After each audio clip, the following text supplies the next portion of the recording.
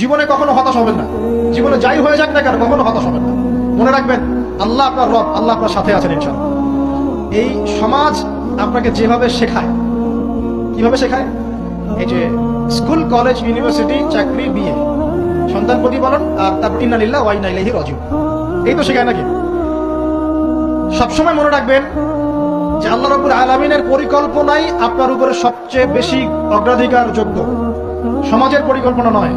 পরিবার আপনাকে চাপ দিচ্ছে, চাকরি পাস না, পড়াশোনা করিস না, পড়াশোনায় কেন তুই 80 নম্বর পাইলি না, কেন চান্স পেলি না, কবে চাকরি পাবি, কবে আমাদেরকে দেখবি, খাওয়াবি, পড়াবি, এই চাপগুলো চারপাশ থেকে আসে কিনা? এতে করে অনেক যুবক দেখা যায় মাদকাসক্ত হয়, অনেকে দেখা যায় আত্মহত্যা করছে, ইদানিং করছে কিনা ভাই? এই শব্দটা থেকে আমি এই পয়েন্টটা আজকে লিখেছিলাম যে ভুলেও আল্লাহর প্রতি বিশ্বাস এবং তাওয়াক্কুল হারাবেন না। সমাজ যেভাবে শেখায়, সমাজ চারপাশে যে চাপ আপনাকে দিচ্ছে, এই চাপে নিজে গা ভাসিয়ে দিবেন না। আপনি আল্লাহর কাছে দোয়া করবেন, আল্লাহর কাছে পথ চেয়ে নেবেন এবং আল্লাহর প্রতি তাওয়াক্কুল, ভরসা করবেন, কখনো আত্মহত্যার পথ বেছে নেবেন।